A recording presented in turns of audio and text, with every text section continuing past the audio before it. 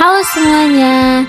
Jadi sekarang kita akan belajar mengenal unsur 5W+1H pada teks berita. Pertama, kita harus tahu terlebih dahulu, apa sih teks berita itu? Jadi, teks berita merupakan teks yang menyampaikan kabar atau informasi mengenai peristiwa faktual dan aktual kepada masyarakat. Faktual sendiri memiliki arti bahwa berita tersebut sesuai fakta dan tidak mengada-ngada. Dan aktual merupakan berita hangat atau baru saja terjadi. Selanjutnya yaitu ada tujuan dari teks berita. Pertama, menyampaikan informasi akurat dan faktual. Ini artinya bahwa teks berita bertujuan untuk memberikan informasi yang benar, sesuai kenyataan dan dapat dipertanggungjawabkan. Artinya, ini tidak dibuat secara mengarang, tidak dilebih-lebihkan dan berdasarkan fakta yang ada di lapangan. Kedua, memberikan edukasi dan wawasan kepada masyarakat. Artinya, berita dapat membuat masyarakat lebih paham mengenai suatu peristiwa. Pembaca menjadi tahu hal-hal baru, memahami situasi dan dapat pengetahuan tambahan dari berita tersebut. Ketiga, menumbuhkan opini publik terhadap isu tertentu. Ini artinya bahwa berita mampu membentuk cara pandang masyarakat. Setelah membaca berita, orang-orang dapat mulai berdiskusi, berpendapat, atau memikirkan suatu masalah tertentu. Keempat, menyampaikan hiburan secara informatif. Ini artinya bahwa berita bukan hanya mengangkat soal serius. Terkadang berita juga dapat menghadirkan sisi yang menyenangkan atau menarik, tetapi tetap mengandung informasi yang bermanfaat. Misalnya, berita ringan tentang budaya, hobi, tren, atau kejadian unik. Dan yang kelima atau yang terakhir yaitu mengangkat isu sosial yang relevan. Artinya, berita menyoroti masalah atau fenomena sosial yang sedang terjadi di masyarakat, seperti bencana, kemacetan, pendidikan, kesehatan, atau masalah lingkungan. Tujuannya agar masyarakat sadar dan mungkin ikut mencari solusi. Dan pemirsa, banjir bandang yang menerjang jembatan kembar yang merupakan batas kota Padang Panjang menelan banyak korban jiwa. Hingga kini 7 orang ditemukan meninggal dunia, sementara 38 orang masih dalam pencarian.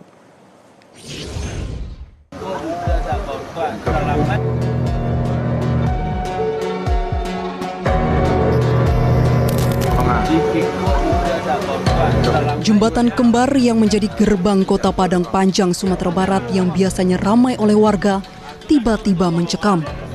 Kamis siang 27 November 2025, hujan lebat terus mengguyur. Saat itu sejumlah warga tampak berlindung di bawah gapura selamat datang, berharap hujan dan angin cepat berlalu. Beberapa kendaraan juga terlihat terparkir di sekitar gapura. Namun 1 jam kemudian, suasana berubah seketika. Tanpa ada peringatan, hanya dalam hitungan detik, gapura yang diapit oleh 2 sungai tiba-tiba hancur diterjang banjir bandang. 13 rumah warga yang tinggal di sisi jalan hancur tak bersisa. Korban pun berjatuhan. Hingga Kamis malam, ada 7 korban yang ditemukan meninggal dunia. 6 diantaranya warga sekitar dan seorang lagi merupakan prajurit TNI. Sementara dari laporan warga, masih ada 38 orang yang hilang dan 22 orang lainnya masih terjebak di hutan yang berada di balik sungai. Tim gabungan masih melanjutkan pencarian baik di area permukiman sekitar lokasi bencana maupun sepanjang aliran sungai Batang Anai. Dari Padang Panjang, Sumatera Barat, Fraser, Metro TV. Sekarang kita akan membahas hasil analisis unsur 5W+1H pada video sebelumnya. Yang pertama yaitu ada unsur what atau apa. Nah, ini adalah unsur yang menjawab pertanyaan apa yang sedang terjadi pada peristiwa tersebut, yaitu sebuah jembatan yang disebut jembatan kembar Padang Panjang roboh atau hancur. Yang kedua yaitu who atau siapa. Nah, ini yang menjawab pertanyaan siapa saja yang terlibat pada peristiwa tersebut, yaitu warga dan pengguna jembatan atau masyarakat di Padang Panjang.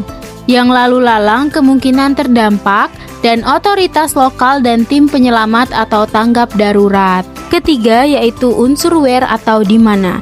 Ini yang menjawab pertanyaan di mana peristiwa tersebut terjadi, yaitu peristiwa terjadi di wilayah Padang Panjang, Provinsi Sumatera Barat, Indonesia. Yang keempat yaitu ada unsur when atau kapan. Ini yang menjawab pertanyaan kapan peristiwa tersebut terjadi, yaitu video menyebutkan bahwa banjir bandang terjadi pada tanggal 27 November 2025. Kelima ada unsur why atau mengapa. Ini yang menjawab pertanyaan mengapa peristiwa tersebut bisa terjadi, yaitu curah hujan tinggi di Sumatera Barat menyebabkan banjir bandang. Yang keenam atau yang terakhir ada unsur how atau bagaimana. Ini yang menjawab pertanyaan bagaimana peristiwa tersebut dapat terjadi, yaitu air dan material banjir menghantam jembatan secara deras dan bongkahan tanah, kayu, kerikil membuat struktur jembatan tidak mampu menahan sehingga ambruk.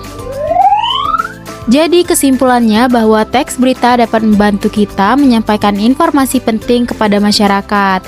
Tetapi perlu diingat bahwa jangan sampai kita termakan berita hoax. Pastikan berita tersebut benar dan baru disebarkan.